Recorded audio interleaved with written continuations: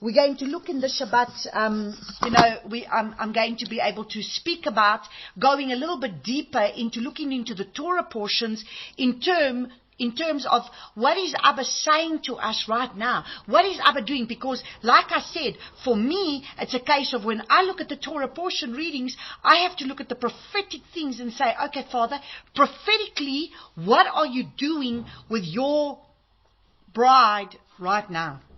What are you doing?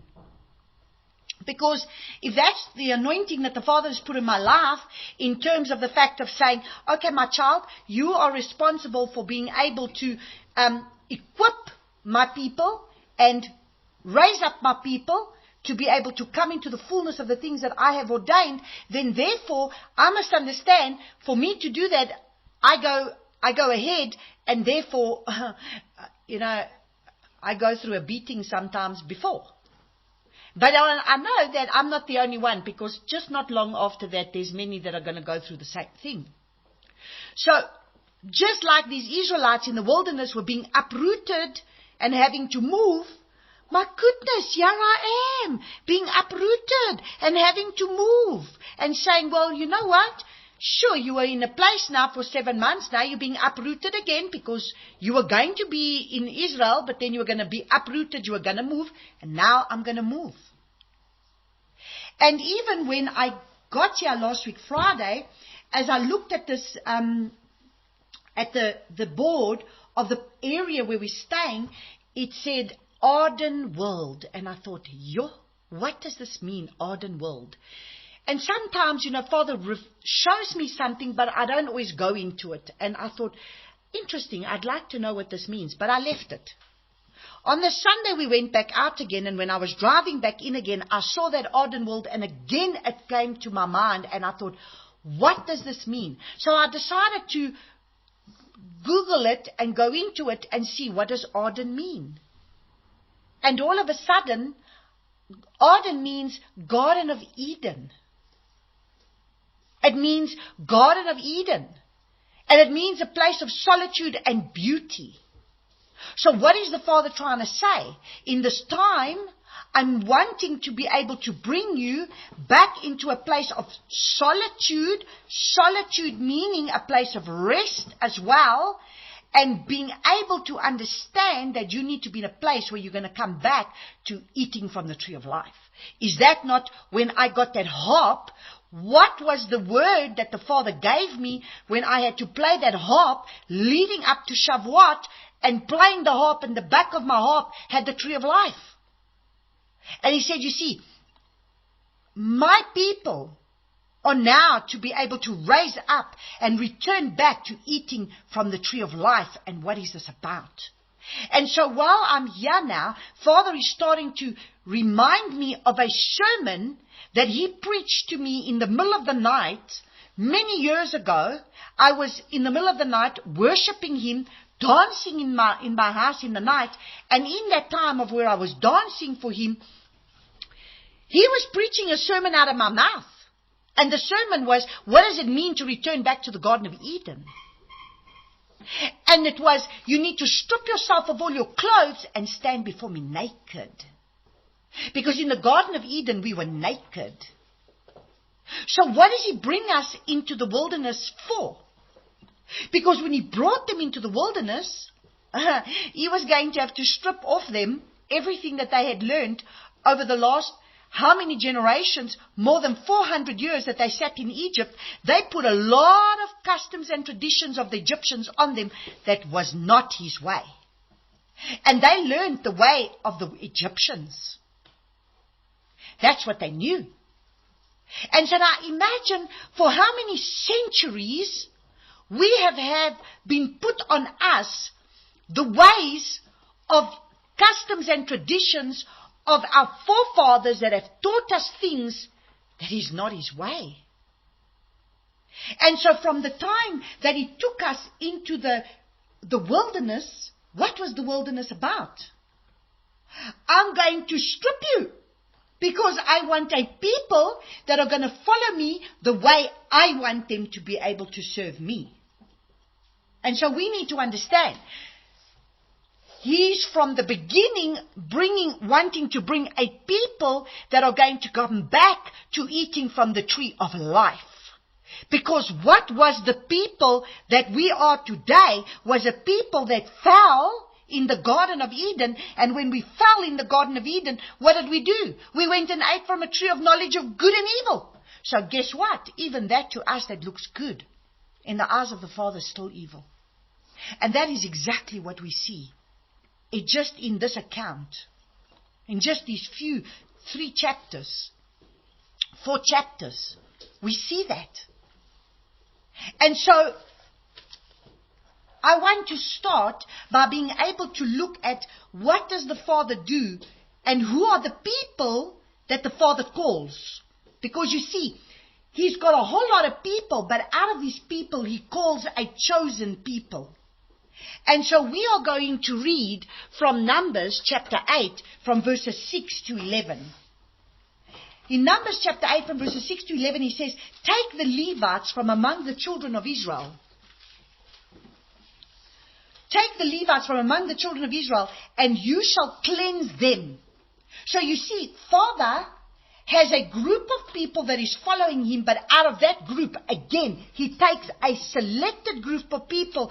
Now He's going to cleanse them. And He says, and do this to them. Cleanse them, sprinkle water of sin offering on them, and they shall shave their body and wash their garments and cleanse themselves. So you see, they had to cleanse themselves, they had to shave their bodies, they had to be set apart to be able to now come and serve Him as priests. Now I want you to understand that you see, this is what I'm going to need you to understand today. What I'm going to need you to understand today is that there are a lot of people that serve the Father, but the Father has a selected group of people that He has set apart unto Him. And I want you to know that that is the group of people that when He called me, those were the people that He said to me. When He said to me in Exodus chapter 29, verse 1, He said, Natalia, just like Aaron, I want you to present them to me as priests. So when Father called me, He called me and He said to me, Natalia, I'm going to bring my priests to you. And you are to set them apart to me as priests. So, from the time when I started walking my path, I didn't go try and find everybody out there. Oh my goodness, if I try to talk to someone and try to bring them into the kingdom, just like sharing the gospel, like my cousin, for example, and I'm trying to really give her everything I've got, and I say, would you like to now give your life to Yeshua? She said no. And I thought, wow, what did I do? I gave my best. I can't be like you. And I thought, nobody told you got to be like me. See, because the standard that the Father has me to be able to speak to a group of people, that standard is a little bit high. Because see, I'm called to bring people into the Holy of Holies. I'm not called to bring them into the outer court. I'm called to be able to bring them when they're already in the outer court, when they're already walking, starting to go into the holy place. I'm called to bring them from there into the Holy of Holies. Those were the people that the Father, and I've had this confirmed to me twice last year by 2 different prophets who said, Natalia, you are called to bring people into the Holy of Holies. So when the Father got me to do that conference of, when He said to me, the ark of my presence, He says, Natalia, you need to be able to bring these people to be able to come and worship me in the Holy of Holies. So, this is a choice. This is a separate people. And it's their choice. Remember, He chose for all of them to be able to be priests for Him. Remember, the house of Israel were all called to be priests unto Him. But they were the ones that chose to rebel. And so He says, now you are going to call a priesthood for me. And this is what He turns around and He says, sprinkle water on them. I want them cleansed. I want them set apart. I want them to wash their garments. And shall take a young bull with its grain offering, verse 8, of fine flour mixed with oil, while you take another young bull as a sin offering, and you shall bring the Levites before the tent of appointment, and you shall assemble all the congregation of the children of Israel, and you shall bring the Levites before Yahuwah. The children of Israel shall lay their hands on the Levites, and Aaron shall wave the Levites. Imagine, listen to this, listen, you need to hear carefully, listen carefully, because this is a first fruits offering before the Father. Who were the 144,000? They were a first fruits offering before the Father Listen, Aaron will wave the Levites before Yahuwah, a wave offering from the children of Israel. So shall they be for doing the service of Yahuwah. So you see, he's looking for a priesthood. Now, we are all called to be this priesthood. We are all called to be this priesthood. But how many are going to raise up to the occasion? This has been set before us. Father, when he appeared before them on Mount Sinai, he called all of them. So we've just had Shavuot, where we appeared before him on Mount Sinai. And that was he says, if they will obey, then they will be priests unto me, a holy nation, a set-apart nation, that I may be able to use to reflect me to the nations of the world. That's what we were created to be. But how many are going to raise up to the occasion? And that's why I'm saying he's got many who serve him. Many are called, few choose. Many are called, few. It's not many are called, few are chosen. Many are called, few choose. Because it's a choice. And it says, and the Levites shall lay their hands on the heads of the young bulls, and one shall be prepared as a sin offering, and the other as a sending offering to Yahuwah, to make atonement for the Levites. So the Father has already given us Yahushua, that's come to be able to make atonement for us, that came to be able to be that sin offering, to be able to be the perfect ram, to be able to be that sin offering for us, so that we could become that holy priesthood that he ordained for us to be for him. But you see, if we sat in church and we just want to be able to have the understanding that no, he's there to serve me, and I'm not there to serve him. The priests were chosen to do what? To serve him in his tabernacle. But you see, Christianity has sort of given us this mindset that we are here so that he can serve me. And so that I can come and pray my prayers, so that I can come and stand before him and tell him all the things that I want, that he must do for me, that I must serve him. And we have not understood that we are actually a company of priests that have been set apart by Abba Yahuwah to be able to do what? To serve him. How he wants to be served.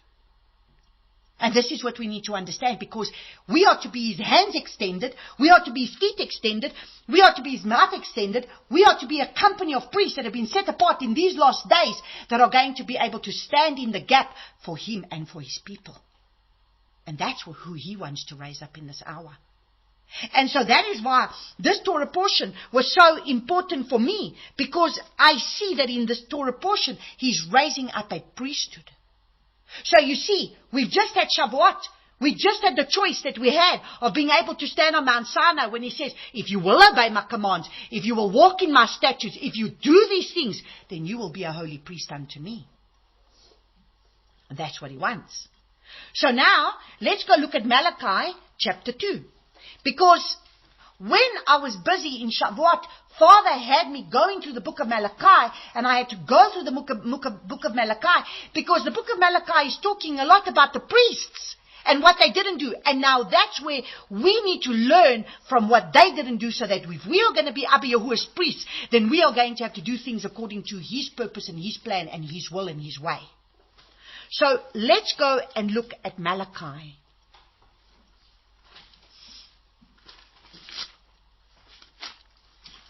Because everything of this Torah portion somehow is tied up with the Malachi, and it's tied up with what did Zechariah see? Because we read the book of the prophets, Zechariah, what did Zechariah see? In the 2 olive trees that he saw, what did he see? What was it about? So let's go and look at Malachi chapter 2, because we're going to have to go deep to understand the deeper revelation of what the Father wants to show us prophetically, for us to understand the priesthood that we need to walk in, and in the things of the end times, of the things that the Father wants to be able to take us into.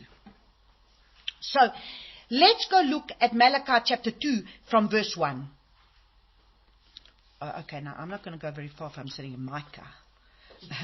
Okay, Malachi chapter 2. And now, O priests. Okay, so Who is the Father speaking to? There in Numbers chapter 8 we see He's chosen a priest that was supposed to be set apart unto Him, a priest that had to be able to do a temple service unto Him. Now understand, we don't have a temple, so we seem to think because we don't have a temple, there's no priesthood. No. Today, I'm going to show you how important it is for you to understand that Father has never changed His mind about a priesthood. And this priesthood is going to stand. And I will show you in Scripture today for you to understand that this priesthood is so important to the Father that He's prophetically already spoken about it even through the books of the prophets for us to understand that this is what we need to be able to walk in. So He says, and now, O priests, this command is for you. So if we are His set apart priests, this command is for you. If you do not hear, if you do not take it to heart, to give esteem to my name, says Yahuwah of hosts. So we are supposed to be bringing glory to His name. Now you better understand, if you are a priest, you are called to bring glory to His name. You are called to bring esteem to His name. So what are we called to do? So what was Shavuot about? We had to receive the Ruach of Yahuwah because He's saying, arise and shine. So there we've got Father speaking through Quibba saying, we need to arise. We need to shine. We need to shine our light. And what is that? Arise and shine, for your light has come. For the glory of Yahuwah has risen upon you. Great darkness will cover the earth, but they will come to the brightness of your light. So at the end of the day, Abba Yahuwah's glory has got to be seen upon you. So you are supposed to be able to bring glory to His name. How do you bring glory to His name?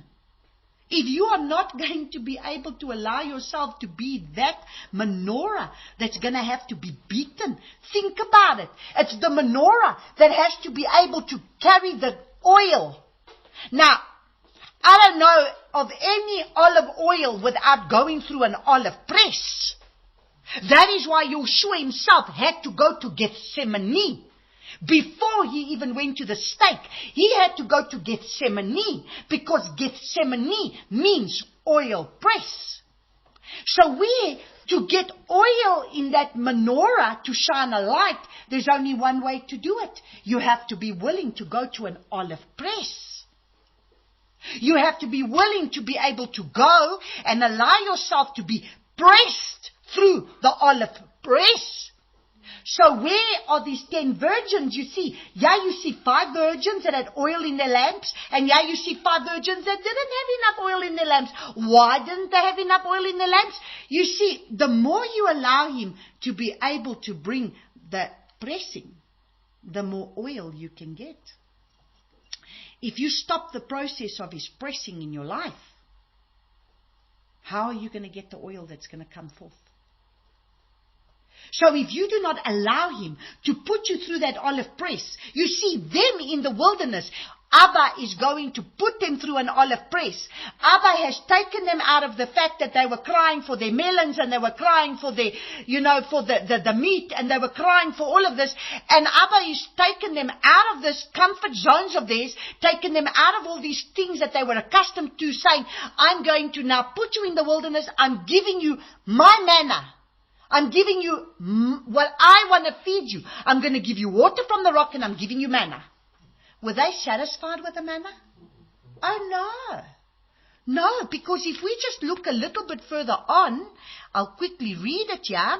In Numbers chapter 9, what happens here, Numbers chapter 10, look and see. And it came to be when the people were as complainers, Numbers chapter 11 verse 1, they were complainers. Now listen, they complained. It was evil in the eyes of Yahuwah, and Yahuwah heard it. How many times do we complain about the things that we do not have in our lives, that we start to pray about these things, and Abba sees it as evil? Because we complain about what we don't have. And instead of us being, you've already said it, Francois, instead of us being able to be satisfied with what Abba has brought into our lives, we start to complain. Now, I could start complaining about the cold. Father, you bring me out of it, I've got all this cold. No, Father already prepared me to be able to make warm things, to prepare me already, because He knew I was going to come to a place where it was cold. And He already prepared me beforehand. He gave me what I needed so that I could be prepared. Now, I'm either going to make the most of it or I'm either going to complain about it. And you better understand this today, because you must understand. We are about to be like these Israelites that are going to be uprooted, because remember, great darkness is going to come and He's going to say, come, it's time to go. And wherever we're going to go, we're not going to have the comforts of the things that we are used to. And we are either going to be like these Israelites that are going to complain, or we are either going to embrace where the Father's going to put us, because we better understand that dark days are ahead of us. And everything that we are reading through these Torah portion readings is as examples for us. And He says His pleasure, His displeasure burnt, and the fire of Yahuwah burnt among them and consumed those in the outskirts of the camp. And the people cried out to Moshe, and Moshe prayed to Yahuwah, and the fire died down. Then he called the name of the place Taberah, because the fire of Yahuwah had burnt among them. But now listen carefully, because this scripture was a revelation for me. And listen to what it says. And the mixed multitude who were in their midst lusted greatly. So the children of Israel also wept again and said, who is giving us meat to eat? So now, understand, this was not just the children of Israel that came out of the land of Israel, or out of Egypt. There was a mixed multitude that came with them. And this mixed multitude, they were the ones that started complaining even more. And now the children of Israel start listening to the voices of this mixed multitude. So what is there in for us to get the revelation out of this? There will be those around us that might not even be as mature as what we are, and we are on our path. What do? Do we start listening to the voice of those around us and start doing what they say? Or do we stay focused on Abba Yahuwah? When we come into the world and when we are amongst the people that are not walking with Abba Yahuwah, or maybe amongst the Christians, that we will be amongst Christians, do we start to behave like they behave? Or will we be set apart and continue to be able to do what Abba asks us to do, irrespective of who the people are that we are surrounded by? Because you see, this was a revelation for me. The mixed multitude influenced the children of Israel, and they started to follow them. And they started to crave for the meat, and started to crave for the things just like they were doing. And so we might be in a place with all different kinds of people, but who are we going to be? Are we going to be able to raise up? Just like only Joshua and Caleb, when the 12 spies were sent out, Joshua and Caleb came back and brought a favorable report. But because of the 10, the whole of Israel then did not enter into the promised land because of that whole ordeal. And not only they didn't enter, Moshe didn't enter either. And so that is why Father brings us into our wilderness, because you see, those 10 virgins, 5 had oil in their lamp because they were willing to go through the olive press and receive the beating, like that menorah that's got to be beaten, like that olive press that's got to be pressed to be able to bring the oil that needs to come out of it for you to be able to shine. You cannot shine in those days, and still today, really. Oil is much better to be able to shine than candles. We were never supposed to have candle wax to shine. It was with the oil. But for you to obtain oil, what do you have to do? You cannot get olive oil without it going through an olive press. And so that is why there were 10 virgins. 5 were ready, 5 were not, even though they were all virgins. They were all so-called the bride, but 5 were ready, 5 were not. Why? Because at the end of the day, those other 5 were not willing to go through the olive press, were not willing to allow the Father to take them through that place of going through that, say, it's okay, my child, you can just eat manna now. I give you water, I give you manna. Manna will sustain you. No, I don't want just manna. No, listen. No. I remember the fish which we ate with cost in Mitzrayim, the cucumbers, the melons, the leeks, the onions, the garlic. The day is going to come where we're not going to have all that nice food. Are we going to now start praying for all the nice food? Or are we going to start being satisfied with what we do have? If it's just a tin of beans, He will multiply it. And this is the miracle that I've already seen this week. I want you to hear today. Oh my goodness, if Father's going to do miracles to multiply food, if that be the case, I've seen it this week. We are 8 of us that sit down and we sit down to eat. And these people, we dish up and then we dish up again. We all have like seconds. And that pot just keeps having food. The next minute there's still leftovers for the next day and there's still to feed the workers as well. And I'm thinking, Father, it doesn't seem natural what's going on over here. But the Father is already starting to show us the miracles of the multiplication of the food. Because these are the times that we're going to come into now. And that is why I'm saying it's for us to understand that we as the children of Israel, how are we going to behave? Because our attitude is going to make all the difference. And yeah, they were complaining. And the Father had said to them that they were to be able to be eating this manna. But they weren't happy with the manna. No, they weren't happy with the manna. And that is why when they eventually lay down to sleep, what did Father do? He said, and the meat was still. Father then gave them all the meat that they wanted. So how many times do we pray for what we want? And Father gives us what we want. And listen to verse 33 of Numbers 11:33. And the meat was still in their teeth before it was chewed. And the wrath of Yahuwah burned against the people. And Yahuwah struck the people with an exceeding great plague. Then He called the name of the place Kibroth Hatava, because there was buried the people who had lusted. So let this be as a lesson for us. Because at the end of the day, we are also called that we're going to be able to have to walk with Him. And there's going to be many trials and many tests that are going to come our way. And then we will start to pray. You know, there's some prayers that are wicked prayers in the eyes of the Father. Because the Father didn't take lightly to what they did. Because it was evil in His eyes what they had done. And therefore He judged them. And how many times Father answers our prayer to what consequence that's going to come from the prayer that He answered. That we wanted the lust of our flesh to be answered. And that thing will be to our detriment in the end. So, we have to be very careful. And in every circumstance, ask the Father, Father, may Your will be done. Show me. What is it that You're showing me? What is it that You want me to do? Because this is what we need to understand. They were praying. They were asking for this meat. They were asking for these things. The Father gave it, and how many died in that day by giving them what they wanted? So many times Father gives us what we want at what expense. So we will continue to read Malachi chapter 2 where we were. And He says, if you do not hear and if you do not take it to heart and give esteem to my name, says Yahuwah of hosts, I shall send a curse upon you. So there, imagine, He gave them what they wanted and a plague came upon them. So how many of us have got a plague? We're sitting in it with a plague right now. Because mankind is just wicked and evil and wants their way. And when mankind is wicked and evil and wants their way, a plague will come upon us. So that by the plague coming upon us, we may return back to Him.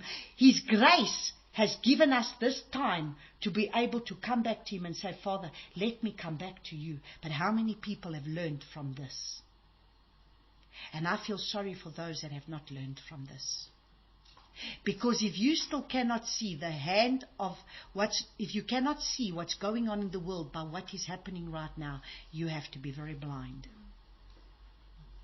And if you think it's going to be back to business as usual, you have to understand the thing that's coming after this is even going to be worse than the first.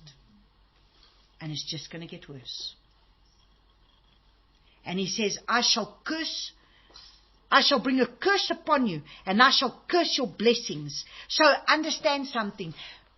Everything of what Father wants us to have in our lives is to bring glory and honor to His name. So no matter what you go through, even if it's a difficult time, no matter what He puts you through, it's so that you can be pressed, so that you can shine a light, so that you can bring glory to Him in what you're going to go through.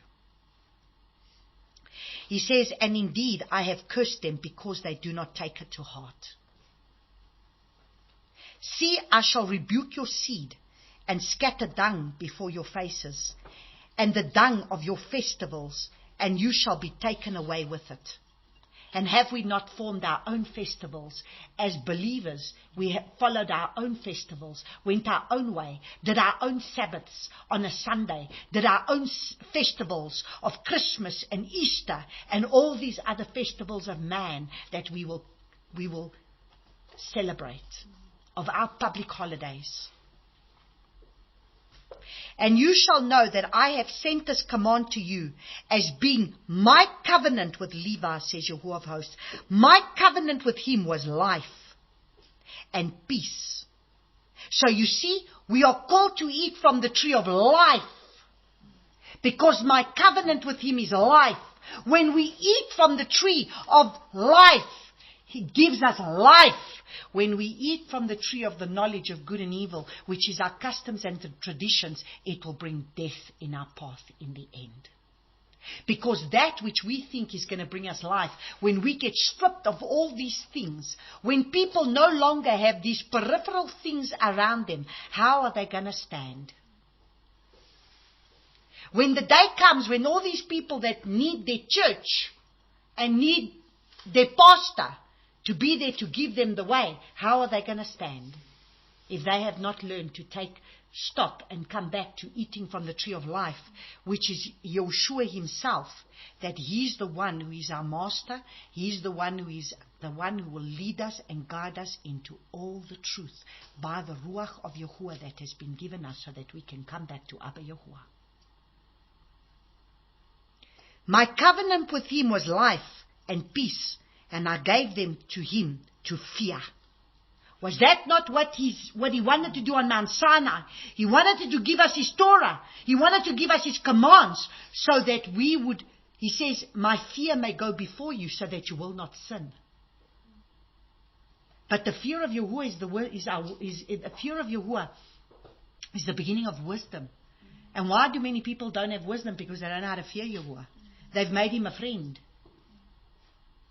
He is my friend, but he's to be reverenced, and he's to be put in his rightful place, and he's to be feared, because it is a fearful thing to fall into the hands of a living Yah.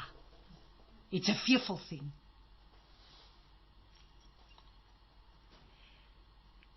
The Torah of truth. So it says, and my covenant with him was life and peace. So you see, when we eat from the tree of life, we will then have the shalom. That's why he says, I'm bringing you into this place called Arden world, which is coming back to the Garden of Eden, where I'm going to strip you of all these things that you've put on you, and then you will eat from the tree of life, and then you will have solitude and beauty, and then you will eventually shine the beauty of Yahuwah in its fullness. And you will have solitude, and you will be able to come into a place of tranquility and peace, the absolute shalom. And he feared me and stood in awe of my name. So we are to fear him, and we are to stand in awe of his name. How do we stand in awe of a name of one that we don't even know? We call him Lord and God and Yera. If we call him Lord and God and Yera, even Krishna is called God, and Allah is called God, and all these other gods are called God. And how do we put Abba Yahuwah in the same category as them? The Torah of truth was in his mouth. So you see, this priesthood that the Father's raising up has the Torah of truth upon his mouth. Because Yahuwah gave us Yeshua, who is truth. And he will give us truth in the innermost parts by giving us the Ruach, is the spirit of truth. He's the Ruach of truth. So Yeshua came to be able to live, to give us who? The Ruach of Yahuwah, that is the spirit of truth. And that is the Torah. And that is the spoken word of Yahuwah.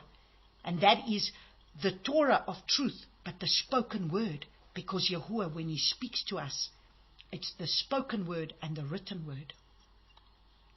And unrighteousness was not found in His lips. So you see, we need to have no unrighteousness found in our lips. He walked with me in peace. Now, is that not what we're supposed to do by returning back to eating from the tree of life in the Garden of Eden? What did Adam do? What did Eve do? They walked with Him in the cool of the day. Is that not who Noah was? Noah? Who was Noah? He says, at the coming of the Son of Man, it will be as it was in the days of Noah. What was Noah? He was a righteous man. He walked with Yahuwah. He was perfect in his generation. He walked with Yahuwah. Is that not what he's saying over here? This priesthood is to have no unrighteousness, that to be righteous, walking in the perfect walk of my Torah, and to be able to do what? To have and there was found no unrighteousness in his lips. He walked with me in peace and straightness. Perfect, and turned many away from crookedness. So we are to speak up against the crookedness. We are to speak up against that which is not right. We cannot speak and say what's holy is good. I mean, what's evil is good and what's good is evil. We cannot do that. We cannot follow a bunch of Jews who do things that in the eyes of the Father is evil, and now think that it's okay for us to do it because they are the so-called chosen people. We cannot do that. Because then we are calling that which the Father says is evil, we call it good. We cannot do that. Our example is Yeshua Mashiach and this word. And that's the way it needs to be. For the lips of a priest should guard knowledge, and they seek the Torah from his mouth, for he is the messenger of the Yahuwah of hosts. So do you see, you are called to be a priest that needs to shine his light, and people are to seek your mouth to speak the truth into their lives of the ways of Torah. Because that's what it's saying here. But now look how sad. But you have turned from the way. You have caused many to stumble in the Torah. You have corrupted the covenant of Levi, said Yahuwah of hosts. So do you see why on the day of Shavuot, Abba had me read this so that I could repent and say, Abba, forgive us. Because you called a holy priesthood on Mount Sinai that was going to be able to walk in your Torah, that was to keep your Torah, that was to show the way of the Torah to the people, because Yeshua is the fullness of Torah. So if I walk in fullness of Torah, I show them the fullness of who Yeshua is. And at the end of the day, they did not do that. So if we are supposed to be a priesthood that's got to raise up now, what must we do? And I also shall make you despised and low before all the people, because you are not guarding my ways and are not showing partiality in the Torah. So if we put the Talmudic ways, and we put the Mishnah, and we put the Gemara, and we put all those books above the Torah, what do? We become an evil priesthood before the Father, which is what they became. And that is why the Father is saying we need to come back to the Torah of the truth. And so that is why He's going to raise up a house that's going to do it right. That we will follow Torah and nothing other than Torah. You shall not add to my word. You shall not take away from my word. Have we not all one Father? Did not one El create us? Why do we act treacherously against one another to profane the covenant of the fathers? So when we all come to the place of following the covenant of the fathers, which is Avram, Yitzhak and Yaakov, then are we not going to be unity and one? There's only one Torah. There's only one Yeshua. There's only one Ruach HaKodesh. When we all come back to truth, we will all be in unity. The only reason why there's such disunity amongst us is because man has brought in customs and traditions. And because of our customs and traditions, we are divided. Because we are still eating from the tree of knowledge of good and evil. And we are not stripped naked. And then we compare ourselves to one another. But when we finally get back to eating from the tree of life, there will be no more comparison of one with another, that we will walk straight before Abba Yahuwah. Yehudah has acted treacherously. An abomination has been done in Israel and in Jerusalem. For Yehudah has profaned what is set apart to Yahuwah, which he had loved, and has married the daughter of the foreign mighty one. So you see, Yehudah was the bloodline by which he chose for him to be able to have a man sit on his throne, David. And from David, there would always be a man to sit on the throne of the household of Yehudah. And they were the ones that was to be faithful to be able to keep the Torah of Yahuwah. But they too married the wife of a foreigner. Married the daughter of the foreign mighty one. Because is that not what Solomon did? So David was pure and he was righteous before the Father. And he says, David, why did he love David? Because David kept the Torah of Yahuwah. David kept what was right before the Father. David loved the Torah. David kept the Torah. David walked according to Torah. And yes, he fell like many of us fall. He was not perfect. And we all fall and fall short of the glory of Yahuwah. And that's why we got the Ruach of Yahuwah. So that we can repent and come back. But what happened? Solomon came. And what did Solomon do? Solomon married the daughter of the foreign mighty one. So he married the daughter. How many foreign daughters did he marry of other mighty ones?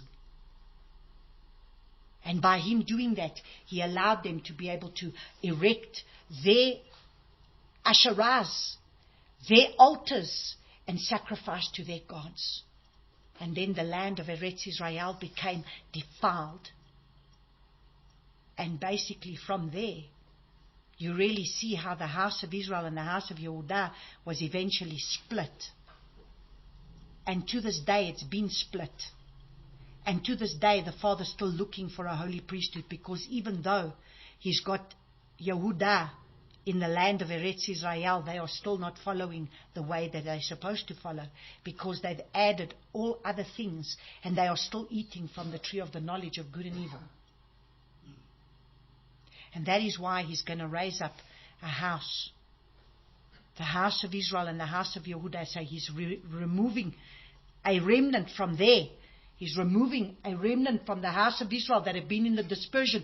He's awakening them, raising them up, teaching them his ways. Just like in Yehudah, he's got faithful servants in Israel that are coming out of Judaism, and they're receiving Messiah Yahushua, but they're staying faithful to Torah, not coming into Christianity. Because what's happened is Christianity goes into Israel and brings destruction against the Jews. Why? Because then they want them to become Christians, and taking them out of the origins of their faith. It's to take them out of the customs and the traditions of man, but not to take them out of the Abba Yahuwah's Torah, which is again become another abomination in the land. And so that's why the Father is going to need a holy priesthood that is going to have to show them the right way. That they can see the Shekhinah. They can see the true glory, the set apart true glory of Abba Yahuwah. To see that and say, I want what you got. Because they'll see it upon you. That's the true light that needs to shine. So we look at verse 17 and it says, you have wearied Yahuwah with your words and have said, in what way have we wearied him? In that you say everyone who does evil is good in the eyes of Yahuwah. And he is delighting in them. Or where is a lure of right ruling? So if we say that which Yahuwah looks upon and says is evil, if we say is good, what do? We weary him. We cannot call that which is evil good. Because it's not good. I don't care how good it looks. They're still eating from a tree of knowledge of good and evil. And we all need to return back to a tree of life. Because otherwise, you will be no different to those Israelites that was busy with the mixed seed. They were busy with those mixed multitudes that came out of the land of Mitzrayim and started listening to them and followed their ways. And what did they do? Brought destruction upon them. So we are not called to conform. We are called to be set apart. We are not called to assimilate. We are called to be set apart. When Daniel was called and he went into Babylon, he did not assimilate. He came into the temple of the king, and he did not assimilate with those people. He went to them and said, I cannot eat your food. I'm sorry. I don't want to eat your food. I am not going to be able to do these things. He never conformed. He never assimilated. He was set apart to the point of being thrown in the lion's den, if that's what it was going to take. Because he never assimilated. He was going to follow Yahuwah the way he wanted to be followed. He was not going to eat that food because he knew that food was going to come with other meat that was not kosher, and he wasn't going to eat it. So they became vegetarians there and then. We will eat and we will not eat the wine. We will not drink the wine either. And he fattened them because the anointing was being seen on them. Because of their obedience to the Father. And they were raised up. What was last week's Torah portion? They were elated, raised up, put in positions of power and authority over even those that were of the kingdom of Babylon. And that's what the Father wants to do with us.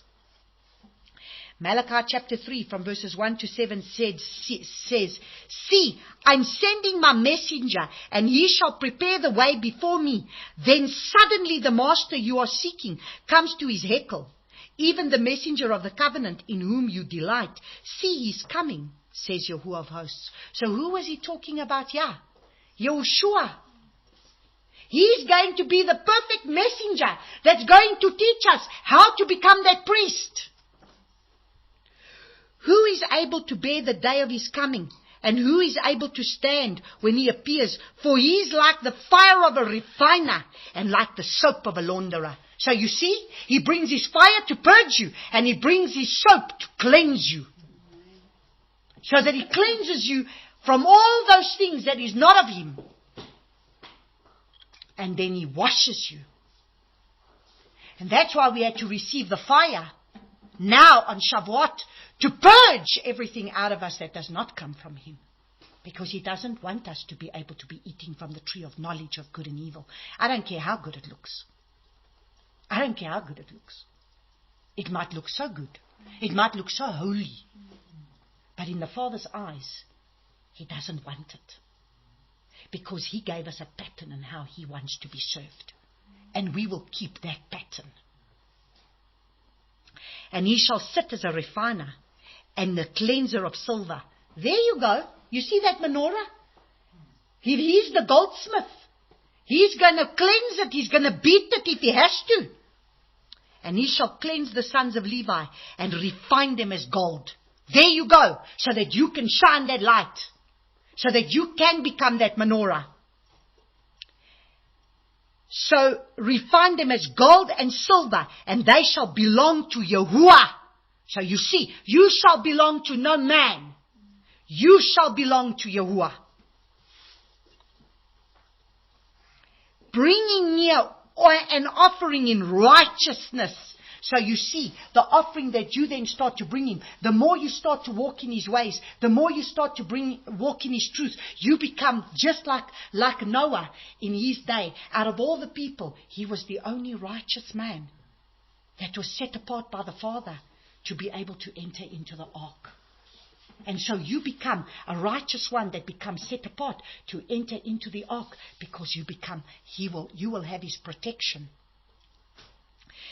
Then shall the offering of Yehudah and Jerusalem be pleasant to Yahuwah, as in the days of old, as in the former years. And I shall draw near to you for right ruling, and I shall be a swift witness against the practices of witchcraft, and against the adulterers, and against them that swear to falsehood. So you see, he doesn't want falsehood. He doesn't want lies in the innermost parts. He wants truth in the innermost parts. So we can't conform to lies. We can't do practices and things that is a lie before Abba Yahuwah.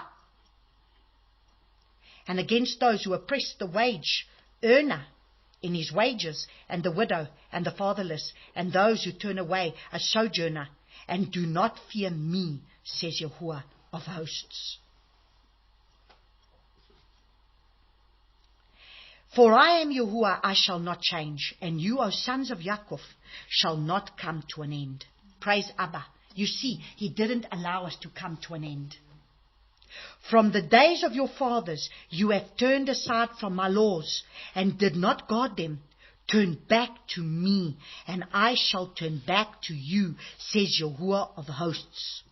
But now look how sad verse it says, but you said, in what way shall we turn back? So you see, we are to say, Father, we are those that will turn back. If those priests didn't do it, we will be the priests that will do it. If those priests fell, we are going to be those that are going to take up those mantles and say, Father, we want to be those that will now get it right. So we read now from verses 16 to 18, and it says, Then shall those who fear Yahuwah speak to one another, and Yahuwah listens and hears, and a book of remembrance be written before him of those who fear Yahuwah, and those who think upon his name. So you see, the priests are those who will fear him, and they will be the ones that bring restoration to the name of Yahuwah, because the name of Yahuwah is the character of the Yahuwah, and they will be those that reflect the character of Yahuwah, because they know his name and they reverence his name. And they shall be mine, says Yahuwah of hosts, on the day that I prepare a treasured possession. You see, that which he spoke on Mount Sinai already, when he spoke in Exodus chapter 19, verses 5 and 6, when he says, you will be my treasured possession if you will obey this covenant. Look now. I prepare a treasured possession, and in that day I prepare a treasured possession, because you become the wave offering for the Father by being the priest of the first fruits offering unto him. And I shall spare them as a man spares his own son who serves him. Then you shall again see the difference. Listen, you shall again see the difference between the righteous and the wrong, between one who serves Yahuwah and one who does not serve him. So I don't care how many people come and say, I serve him, because all their little good works that they think that they do. But do they keep his way? Do they keep his Torah? Do they walk his covenant? Because those are the true righteous ones. Because that segula, the one who is segula, the one who is the treasured possession, that treasured possession is the word in Hebrew, am segula. Am segula. And that word, am segula, means righteous, serving Yahuwah, keeping all the commands of Torah. That's what it means, that treasured possession. And that is what we read in Deuteronomy 14:2 and in Exodus 19:5.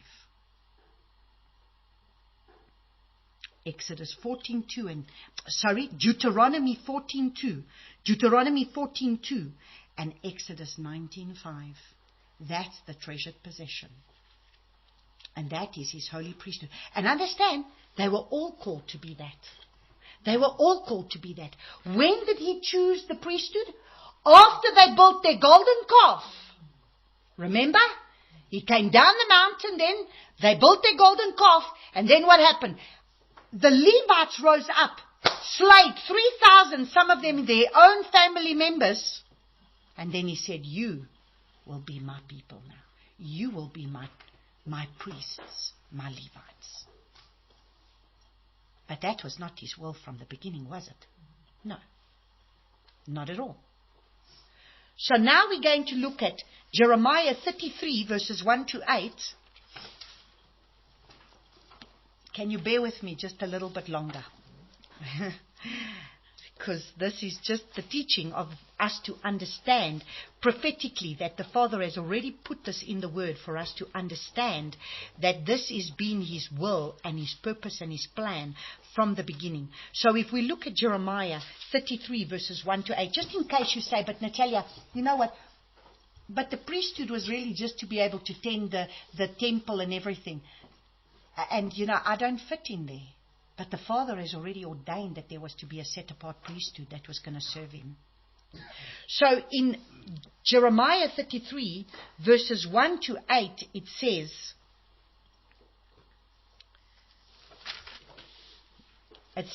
and the word of Yahuwah came to Yirmiyahu a second time, while he was still shut up in the court in the guard, saying, thus says Yahuwah who made it, Yahuwah who formed it, to establish it. Yahuwah is His name. Call on me, and I shall answer you, and show you great and inaccessible matters which you have not known. For thus says Yahuwah, the Eluah of Israel, concerning the house of the city, and the house of the sovereign of Yehudah, which are thrown down against the siege mounds and the sword, while coming to fight the Kasdim, to fill their places and their corpses of men, whom I shall strike in my displeasure and my wrath, all of whose evil I have hidden my face from the city. Now listen to what he says. See, I am bringing to it relief and healing, and I shall heal them and reveal to them the riches of peace and truth. And I shall turn back the captivity. Listen.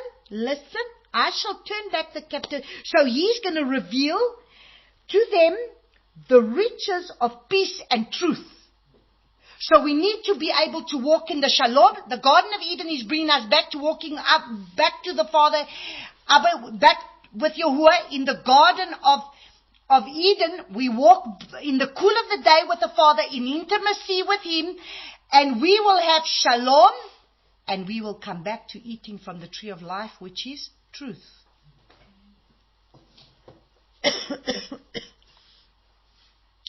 And shall turn back the captivity of Yehudah and the captivity of Israel, and shall burn them and shall build them as at first.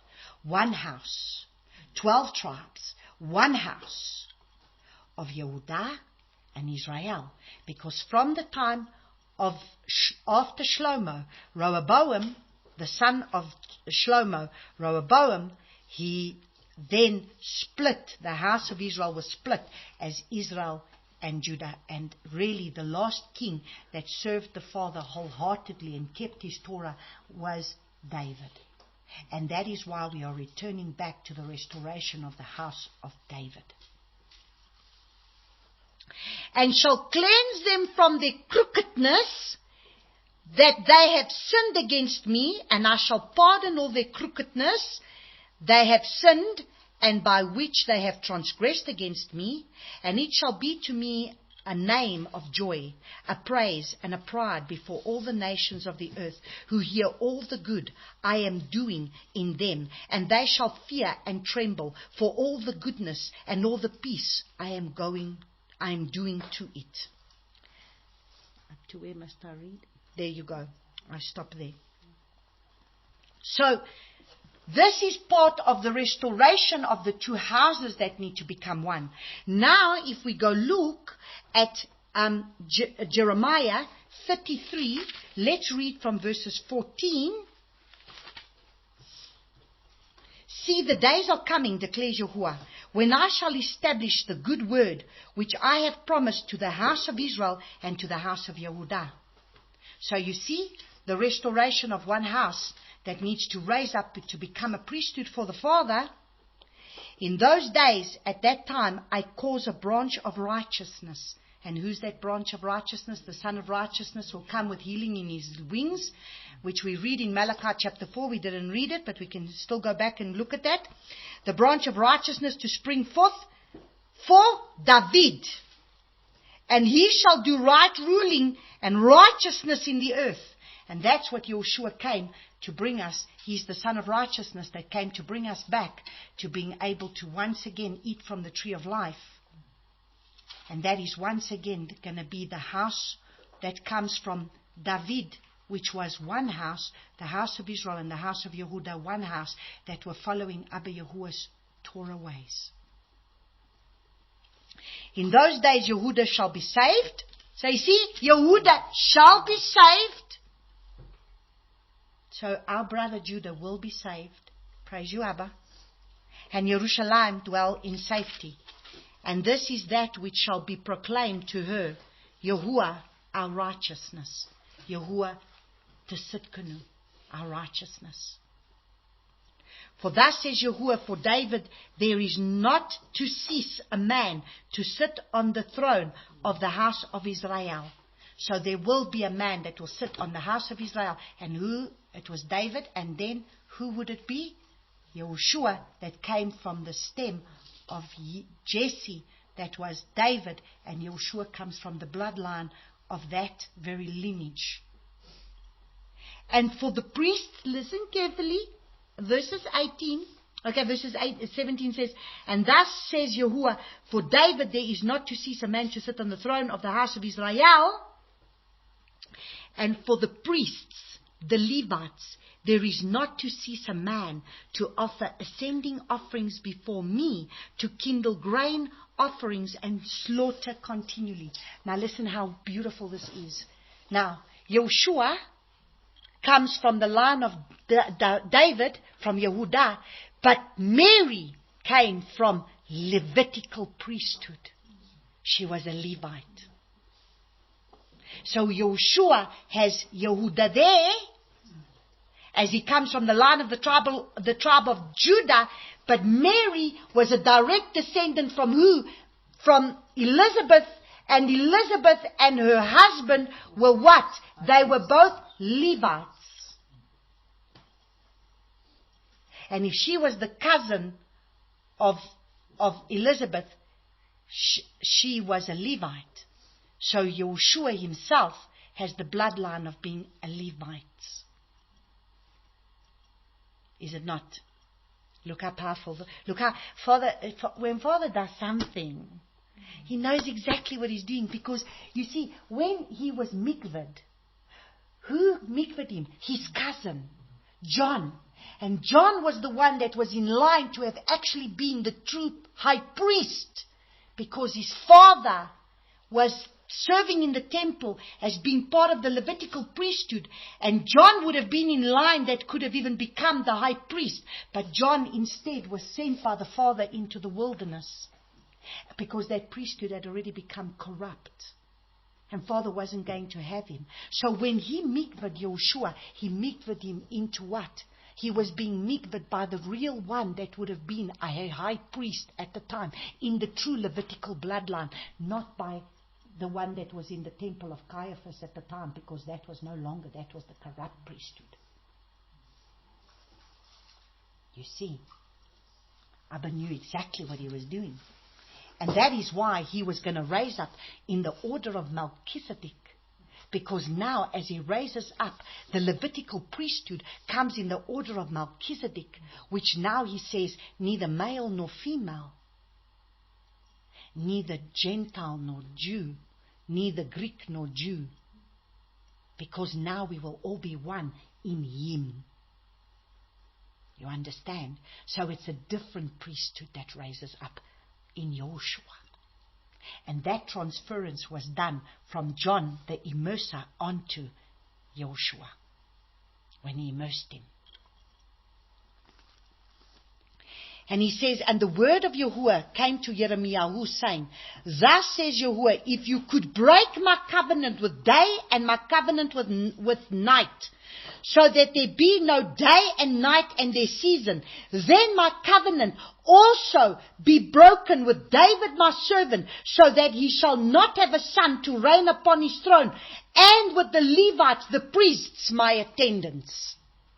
So you see, by us receiving Yeshua, now we are being able to become priests once again, because that's going to be restored under Yeshua.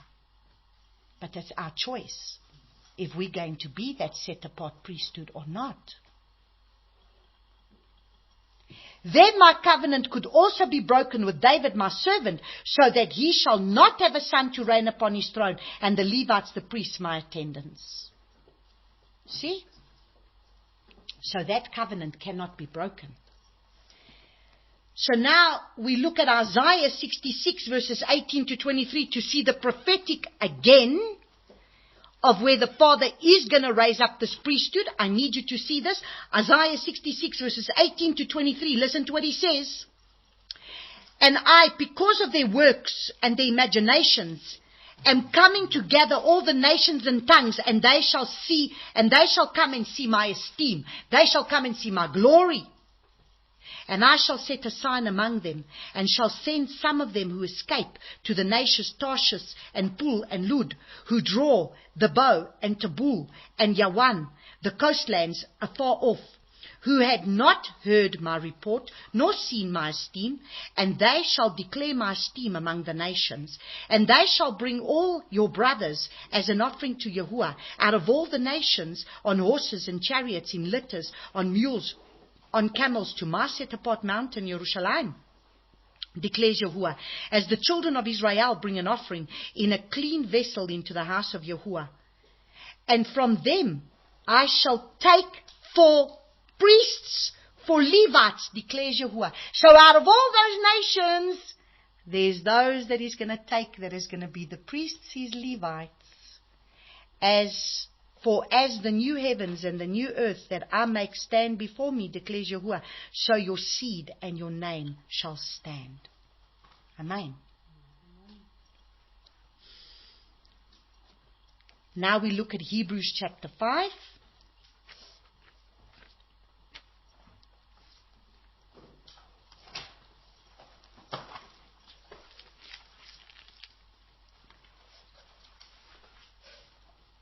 And it says, for every priest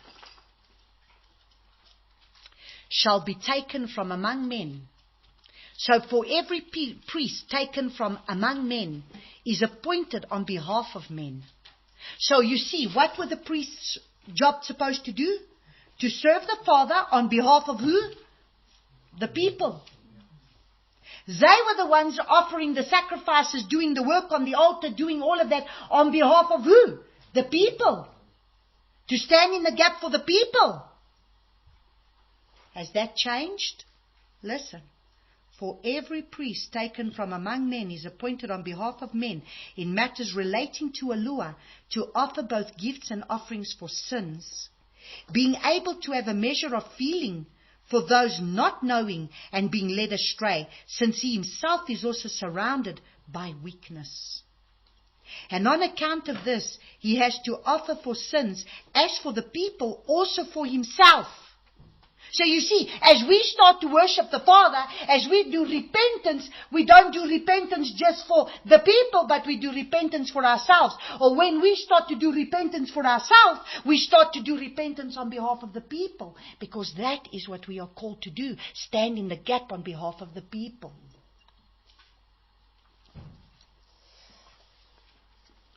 And no one obtains this esteem for himself, but he who is called.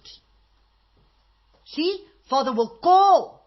He who is called by Yahuwah, even as Aaron also was.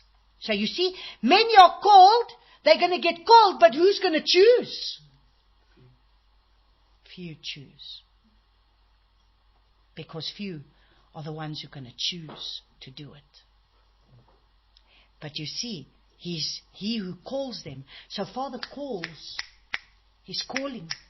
But how many are going to choose to truly be the set apart ones to be able to do things His way? And so also the Messiah did not extol Himself to become high priest. Also the Messiah did not extol Himself to become high priest, but it was He who said to Him, "You are my Son, today I have brought you forth."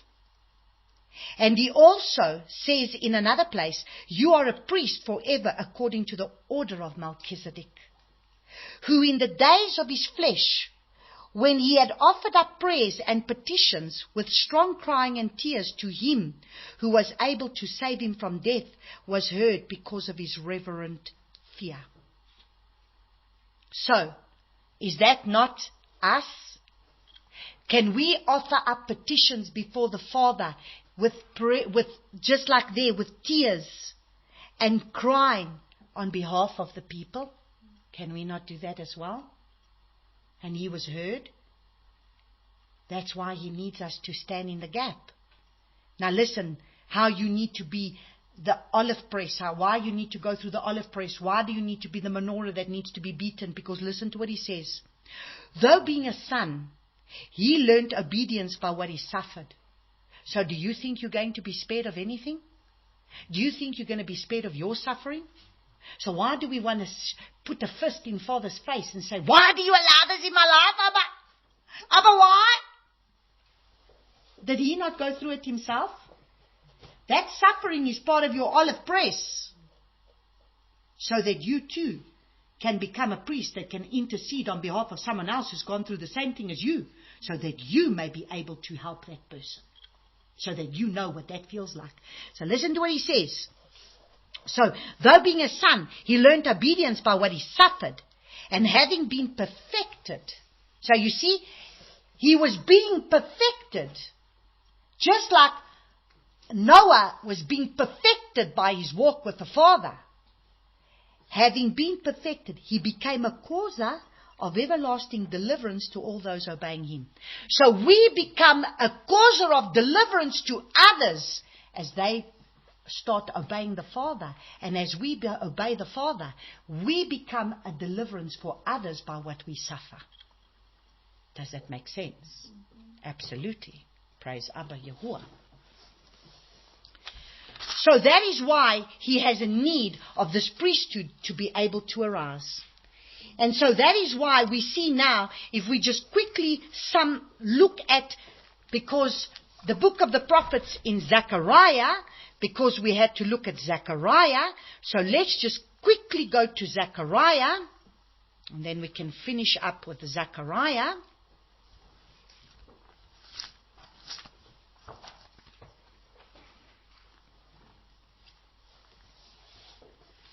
And we look at Zechariah chapter 3.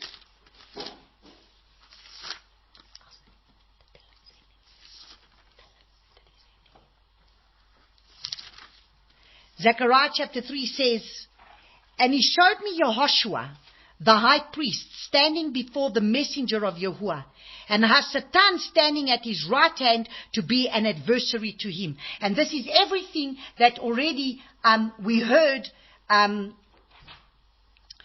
Francois speaking about, the fact that Hasatan comes and accuses us before the Father. And this is everything of what's happening even when he comes and accuses him before the Father. Accuses us before the Father. And this is exactly what Hasatan was doing here.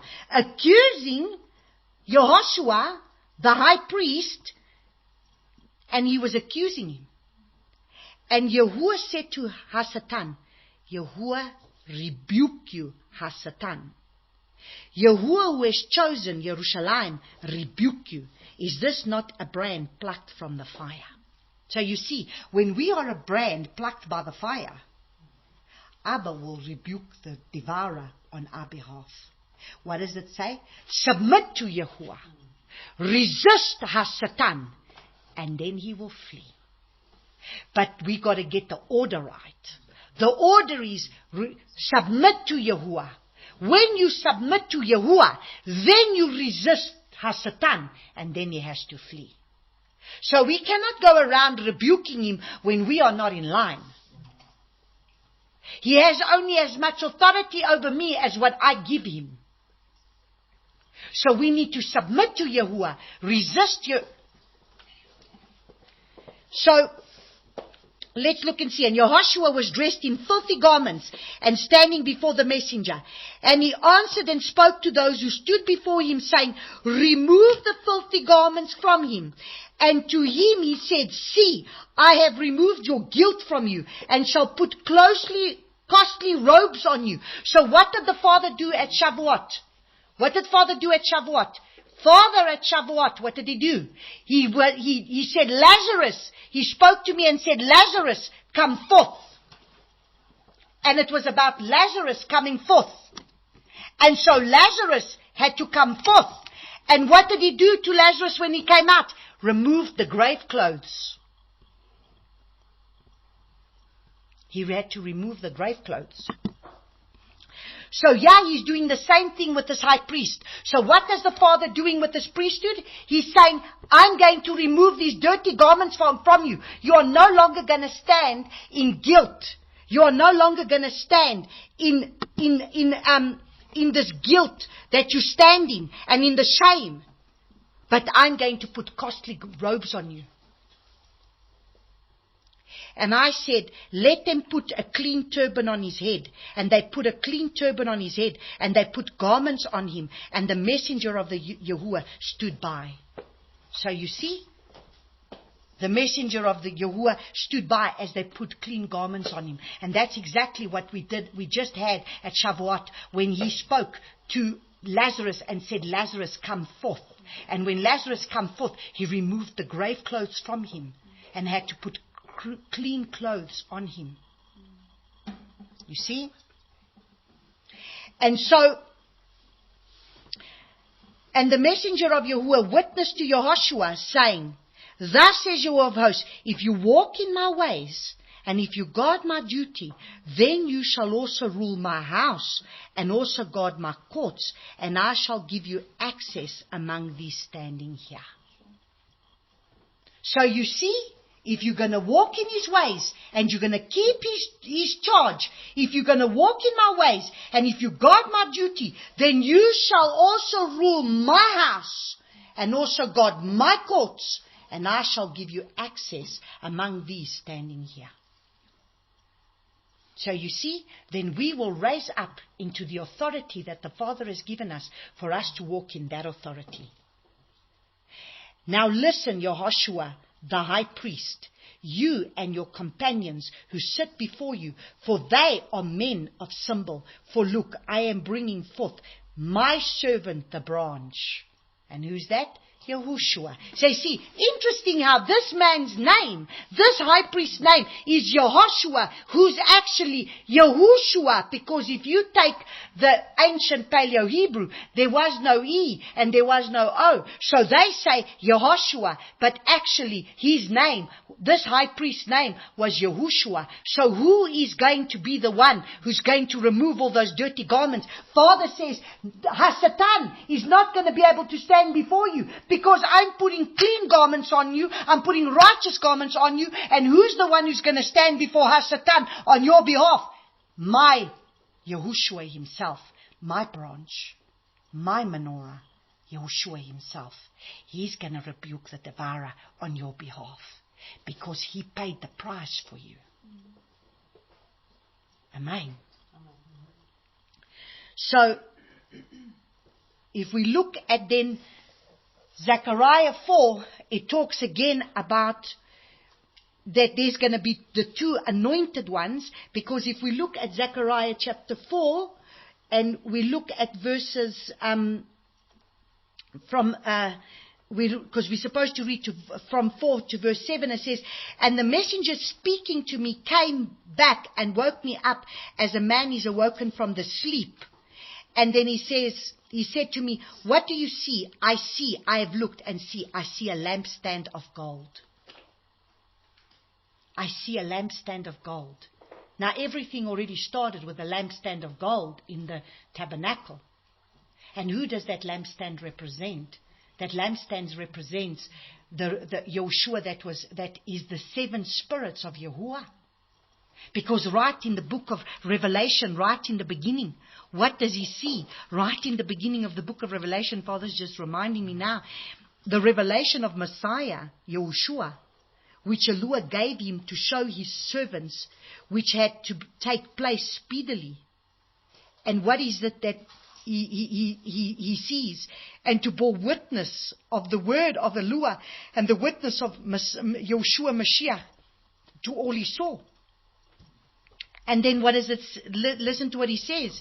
He says, and saying, I am the Aleph, I am the Tav, verse 11, the first and the last. Write in the book what you see and send it to the 7 assemblies of Asia: Ephesus, Smyrna, Pergamum, Thyatira, Sardis, Philadelphia, and Laodicea.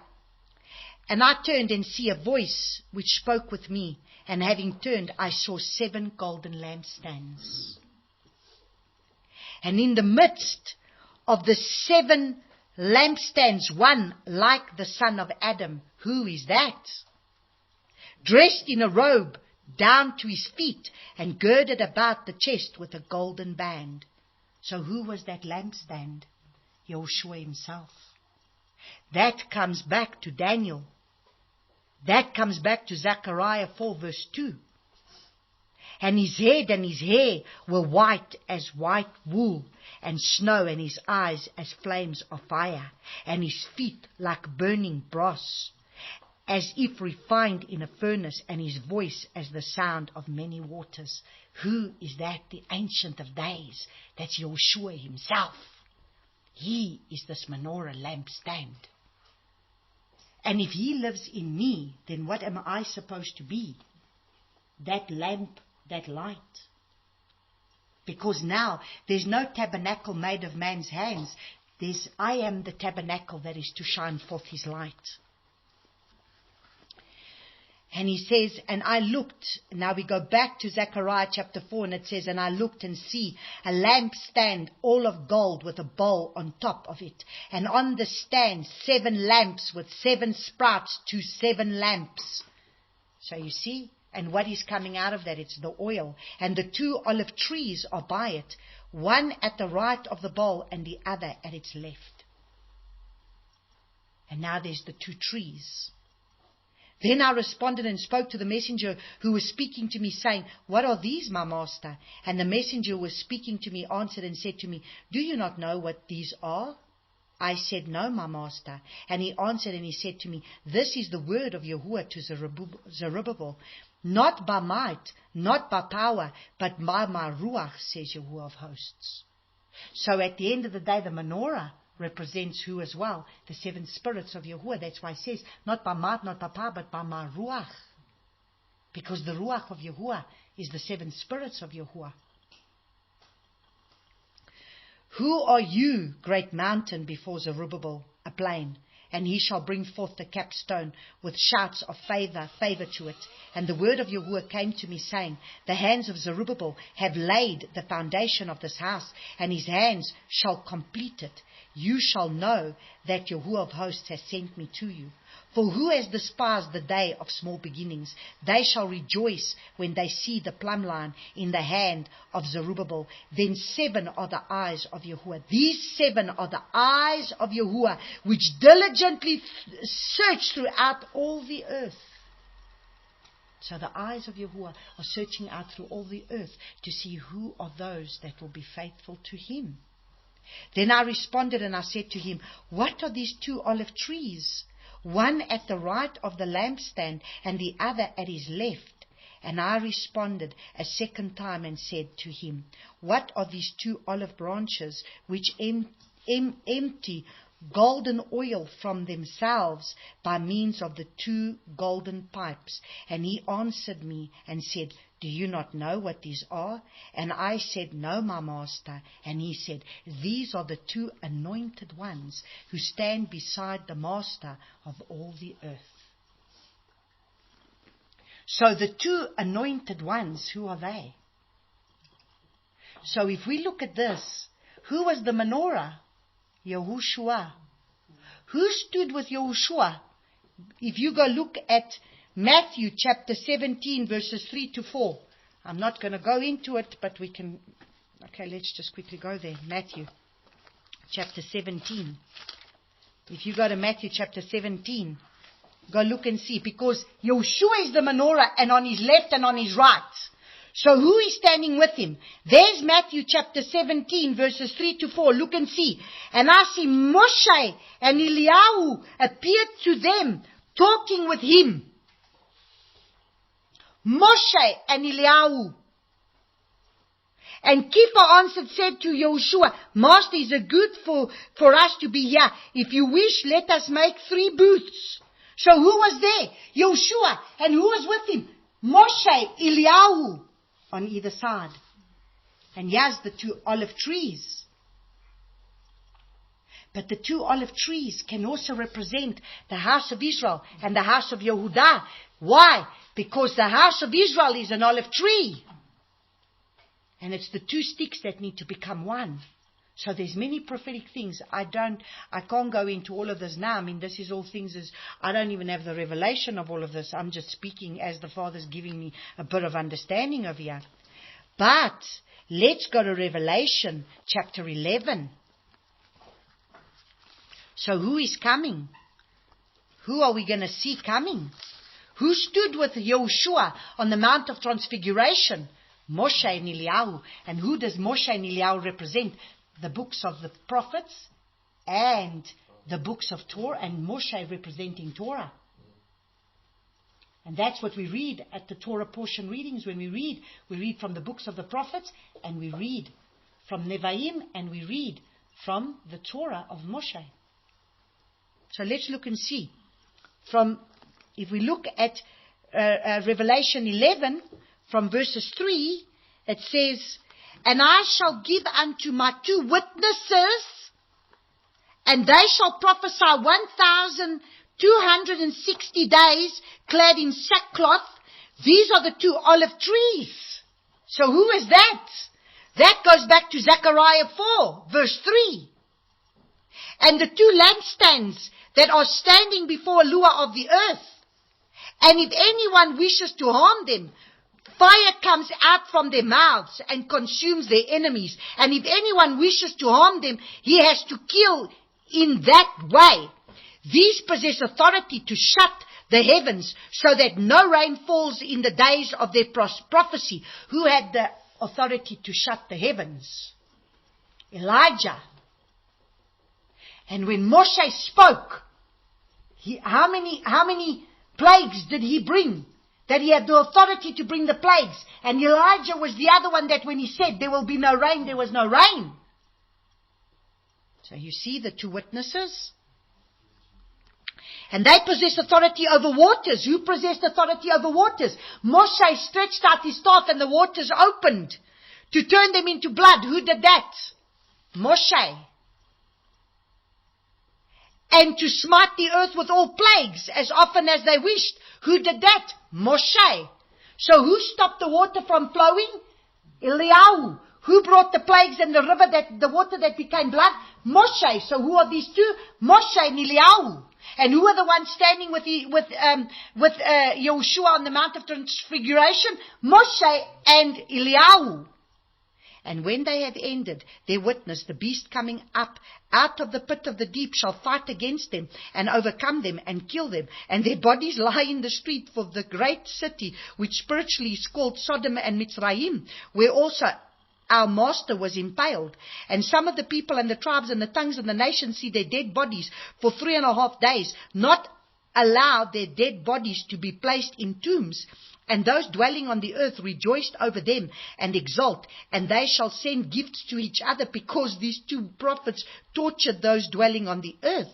And after these 3.5 days, a spirit of life from Eluah entered into them, and they stood up to their feet, and great fear fell on those who saw them. So we are about to see Eliyahu and Moshe. I truly believe that if we look at this, it's speaking about 2 people, because there were 2 trees. But at the same time, it also represents a people. But I'm not saying that these 2, but there are a people that are coming, bringing them back. Because if we look now, if we go look at Malachi, Go back to Malachi chapter 4. Listen to what it says in Malachi chapter 4 from verse 1. For look, the day shall come burning like a furnace, and all the proud and every wrongdoer shall be stubble. And the day that shall come shall burn them up, and Yahuwah of hosts, which leaves to them neither root nor branch. But you who fear my name, the Son of Righteousness. How many times have we read this righteousness already? How many times have we read about the Son of Righteousness just in this Torah portion that we've covered today? Shall arise with healing in his wings, and you shall go out and leap for joy like calves from the stall. And you shall trample the wrongdoers, for they shall be ashes under the soles of your feet on the day that I do this, says Yahuwah of hosts. Now listen to what he says. Remember the Torah of Moshe. So we are to remember the Torah of Moshe, my servant, which I commanded him from Horeb. For all Israel, laws and right rulings. See, I'm sending you Eliyahu, the prophet, before the coming of the great and awesome day of Yahuwah. And he shall turn the hearts of the fathers to the children, and the hearts of the children to the fathers, lest I come and strike the earth with utter destruction. Now that scripture's got a dual meaning. He shall turn the hearts of the children back to the fathers, Avram, Yitzhak, and Yaakov, and the hearts of the children back to the fathers, Avram, Yitzhak, and Yaakov. But he shall turn the hearts of the children back to the father, Abba Yahuwah, and turn the father, Abba Yahuwah, back to the children. Amen? And so this is what we are about to see. And that is why we are going to be part of this company of people that needs to be able to be like an Eliyahu and a Moshe. There will be a physical, I believe, according to the book of Revelation, there is two witnesses, and Zechariah saw the two witnesses. He saw the two, but you see how important it is that we need to be a menorah that needs to shine a light, because if Yeshua lives in us, we are a menorah that needs to shine a light, but we need to be like the olive tree that's going to be the house of Israel and the house of Yehudah that's filled with the oil that needs to be able to be a house for him, that is going to be able to be for the nations of the world, to give the oil to the nations of the world. And that's why the other 5 virgins had no oil in their lamps. Why? Because they were not willing to be beaten to become a menorah that needs to shine a light, to have oil that needs to be given to the nations. And that's why the Father is in need of a holy priesthood to do that. So may Abba bless us in this time as we continue the Shabbat. Amen.